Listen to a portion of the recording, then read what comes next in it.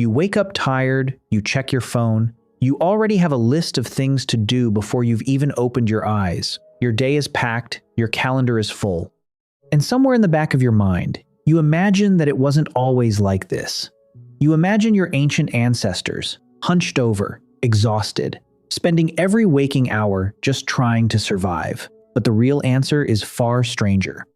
For most of human history, survival didn't take very long at all.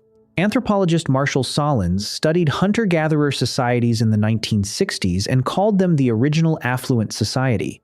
Not because they had more stuff than you, because they had more time.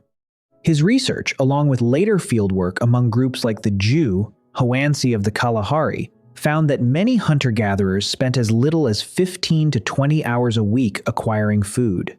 15 to 20 hours. That's less than a part-time job. So what did they do with the rest of it? They rested. They talked. They told stories. They slept in the middle of the day without guilt. Anthropologist James Suzman, who spent decades living with and studying the Jew, Hoansi, described a people who worked in short, unhurried bursts and then simply stopped. No overtime, no hustle. No grinding through exhaustion to prove their worth. Once the food for the day was secured, the day belonged to them. This might sound impossible to you. Your ancestors, sitting around, laughing, doing nothing in particular for hours. You have been taught that survival was a constant emergency.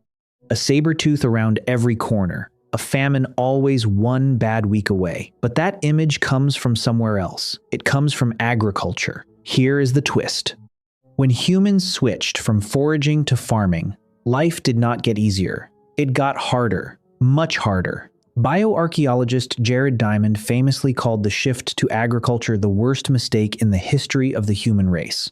Skeletal remains from early farming communities show shorter stature, worse teeth, more disease, and harder physical labor than their hunter-gatherer ancestors. Farming produced more food, but it also produced something new. Scarcity that had to be managed, surplus that had to be defended, seasons that dictated when you worked, whether you wanted to or not.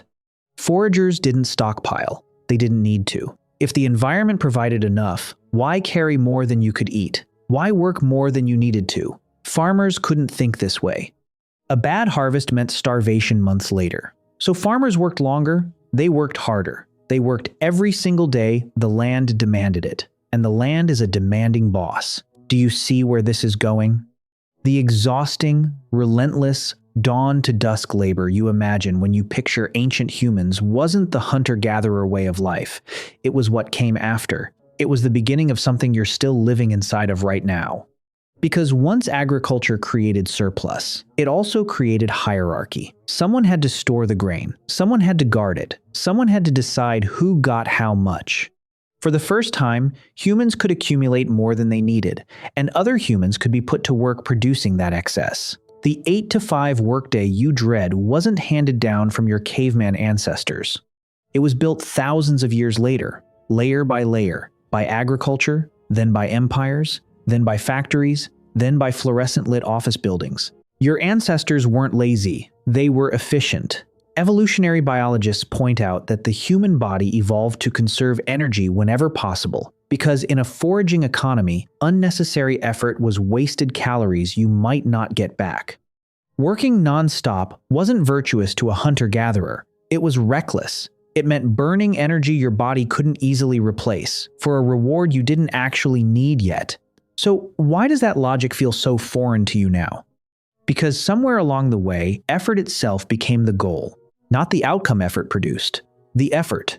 Busyness became a badge. Rest became something you had to earn. Or worse, something you had to hide. Suzman's research noted something striking.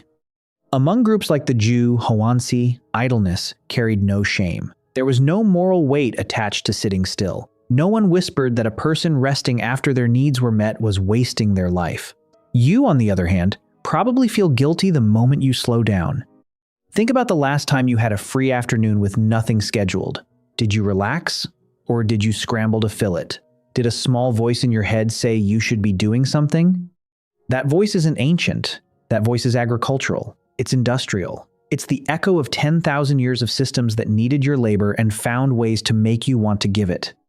There's a deeper twist buried in this too. Anthropological studies of contemporary hunter-gatherer groups suggest that leisure time was often used for something you might undervalue completely: conversation. Not networking, not small talk to fill silence. Real, unhurried, purposeless conversation. Storytelling around a fire wasn't entertainment in the way you think of entertainment now. It was how knowledge, history, and identity passed from one generation to the next. It was how a group stayed a group. You still crave this, even if you don't recognize it. That's why a long, aimless conversation with someone you trust can feel more restorative than an entire weekend of scheduled activities. Your brain isn't broken when it craves unstructured time with other people. It's remembering something older than agriculture, older than cities, older than the version of productivity you've been sold.